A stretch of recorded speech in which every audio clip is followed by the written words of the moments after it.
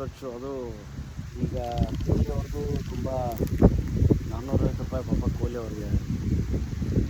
ಹಟ್ಟಿ ಗೊಬ್ಬರಗಳು ಹಾಕಬೇಕು, 15 ಹಾಕಬೇಕು, 20 ಹಾಕಬೇಕು, ಹಟ್ಟಿ ಗೊಬ್ಬರ ಹಾಕಬೇಕು, ತಿಪ್ಪೆ ಗೊಬ್ಬರ ಹಾಕಬೇಕು, CMS ಹಾಕಬೇಕು, ಮತ್ತು ಡ್ಯಾಮ್ಯಾಕ್ಸ್ ಹಾಕಬೇಕು. ಆ ಥರ ಹಾಕಿದಾಗ ಬೆಳೆ ಚೆನ್ನಾಗಿ ಬಂದರು. ಬೆಳೆಯಾಗಿ ಚೆನ್ನಾಗಿ ಬಂದರು ಪಾಪ ಅವನಿಗೊಂದು ಸಾಲ ಮಾಡಿರ್ತಾನೆ. ಏನೋ ಈ ಸಲನ ಬೆಳೆ ಚೆನ್ನಾಗಿ ಬಂದು ಒಂದು ಸಾಲ ತೀರ್ಸ್ಕೊಂಬೋಣ ಅಂತ ಅವನೊಂದು ವಿಶ್ವಾಸದಲ್ಲಿ ಬದುಕ್ತಾ ಇರ್ತಾನೆ. ಸರ್ ನಾನು ಹೇಳೋದು ಒಂದೇ, ನಿಮಗೆ ದೇಶದಲ್ಲಿ ಯಾರಾದ್ರೂ ರಿಯಲ್ ಇರೋಗಾರಂದರೆ ಅದು ಒಂದು ರೈತ ಬಿಟ್ಟರೆ, ಎರಡದು ನಮ್ಮ ಸೈನಿಕರು.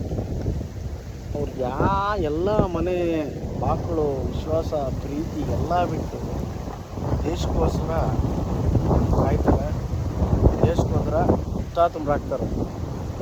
ಅವ್ರು ಪ್ರಾಣ ತ್ಯಾಗ ಮಾಡ್ತಾರೆ ದೇಶಕ್ಕೋಸ್ಕರ. ಒಬ್ಬ ರೈತ ಎಷ್ಟು ಕಷ್ಟ ಬೀಳ್ತಾನೋ ಸೈನಿಕನಷ್ಟೇ ಕಷ್ಟ ಬೀಳ್ತಾನೆ. ರೈತ ಎಷ್ಟು ಕಷ್ಟ ಬಿದ್ದರೂ ಪಾಪ ಅವ್ರಿಗೆ ಪ್ರಾಪರ್ ಮಾರ್ಕೆಟಿಂಗ್ ಇಲ್ಲ. ಯಾಕಂದ್ರೆ ನಾನೀಗ ಒಂದು ಕಂಪ್ನಿಯಲ್ಲಿ ಕೆಲಸ ಮಾಡೋದು ರೈತರಿಗೆ ತುಂಬ ನೋಡ್ತಾ ಇರ್ತೀನಿ. ನಾನು ರೈತರು ಎಷ್ಟು ಅನುಭವಿಸ್ತಾ ಇರ್ತಾರೆ ನೋಡಿ. ಟೊಮೆಟೊ ಮತ್ತೆ ರೇಟ್ ಡೌನ್ ಆಗಿದೆ ಪಾಪ, ಲಕ್ಷಾಂತರ ಬಂಡವಾಳ ಹಾಕಿದ್ದಾರೆ. ಅವ್ರ ಪರಿಸ್ಥಿತಿ ಏನು ಹೇಳ್ತಾರೆ.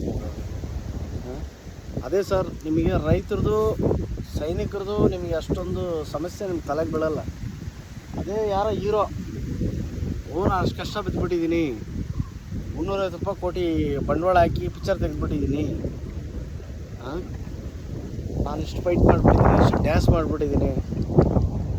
ಸರ್, ಬಿಗ್ ಸ್ಕ್ರೀನ್ ಇರೋ ವ್ಯಾಲ್ಯೂ ರಿಯಲ್ ಲೈಫ್ ಸ್ಕ್ರೀನ್ ಇಲ್ಲ ಸರ್. ತಪ್ಪಿದು. ಯಾಕಂದರೆ ರೈತ ದುಡಿಯೋದು ಬಿಟ್ಟರೆ ಸರ್, ನೀವು ನೋಡ್ತಿರಲ್ಲ, ರೈತ ಪಾಪ ಅರ್ಧೋಗಿರೋ ಬನೀನು ನಿಕ್ಕರ್ ಹಾಕೊಂಡು ಕೆಲಸ ಮಾಡ್ತಾನೆ, ಶೋಕಿ ಮಾಡಲ್ಲ.